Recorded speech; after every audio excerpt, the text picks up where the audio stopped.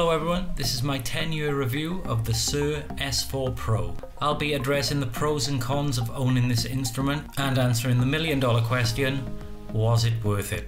So this model is the Suhr S4 Pro. It has a body made from basswood, how do you even pronounce that? I don't know. It has a flame maple top and a maple neck. It has lock-in tuners and its pickup configuration is humbucker, single coil, single coil. And this finish is the trans purple finish. So at the time I bought this guitar, I had just completed a couple of contracts on a cruise ship, and the gear I was using, namely a busted up old Gibson ES335 copy and an old Kramer with a broken Floyd Rose, those guitars weren't really cutting it on a pro gig. Worrying about your gear takes up so much energy and puts you under so much pressure even before you perform. So just buying this guitar took a massive load off my mind.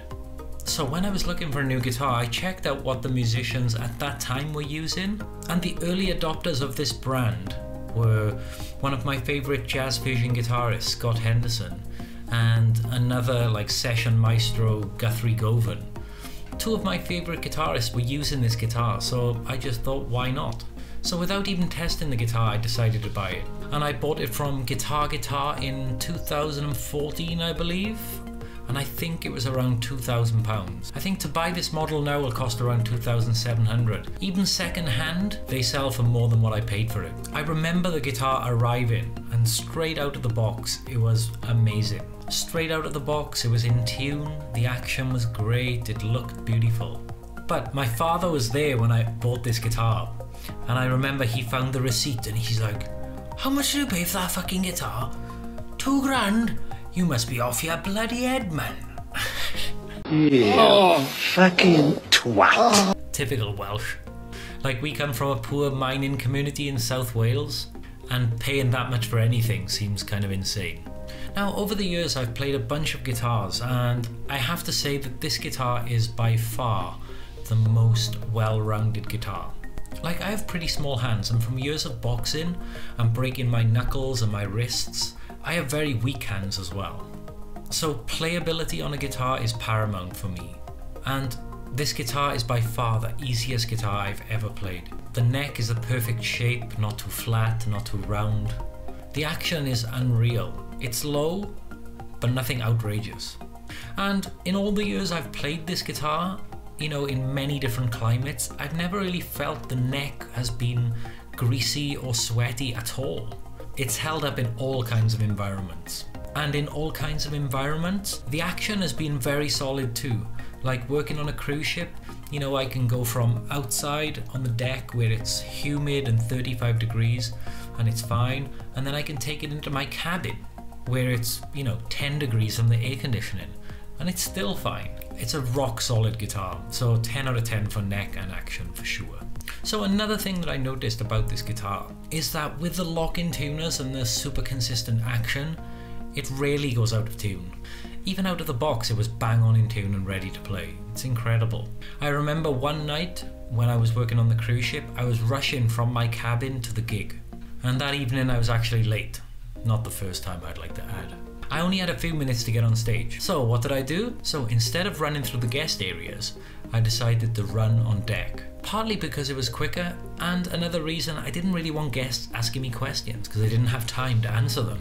Now, we were in the Caribbean at the time and the deck was super slippery. As I was approaching the door to the venue, I slipped on the condensation that was all over the floor outside on the deck. Myself and the guitar went flying up in the air, and the guitar smashed down on the deck, taking a massive chunk out of the body, a chunk out of the neck, and it had a massive crack up the body. Now, I didn't really have time to panic at this point because I only had like 1 minute to get on stage. So anyway, I just ran to the venue, I plugged in the guitar, and it was still in tune. You know, I just threw it 10 feet up in the air and it smashed on the floor, and the guitar was still in tune. I was blown away. So anyway, we played the first song, got that out of the way, and it was only then I discovered all the damage on the body, which blew my mind even further how it was still in tune. So I would say tuning stability for this guitar, well, you know, 1 billion out of 10.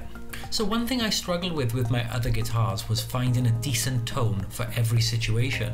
Generally, if we were playing something rock or poppy, I would go with the Kramer, and if we were playing jazz or blues, I would go with the ES335 copy. And yeah, you know what it's like. If you buy an 8-string guitar with active pickups, you're not going to get a good jazz tone out of that guitar. That's just it. So in my new guitar, I really wanted a guitar that could cover everything, every situation that I would be thrown in as a pro guitarist. So does it do the job? Yes, it most definitely does. You can really get any kind of guitar tone from this guitar. It's amazing. I've never had trouble finding suitable tone with this guitar. It covers everything from jazz to metal and everything in between. Again, 10 out of 10.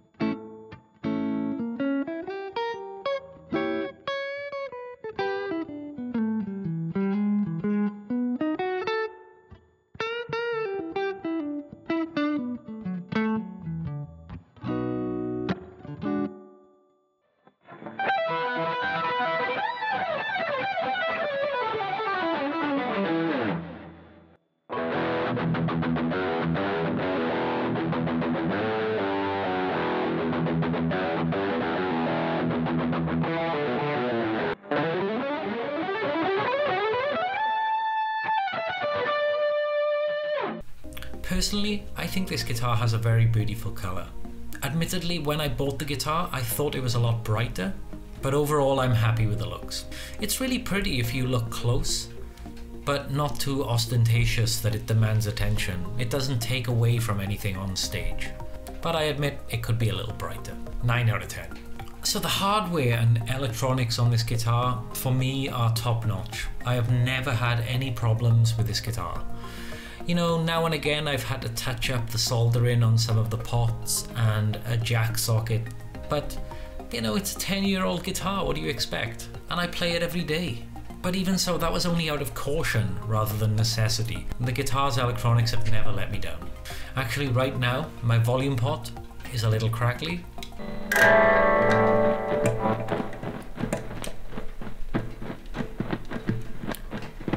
But still, I'm gonna give it 10 out of 10.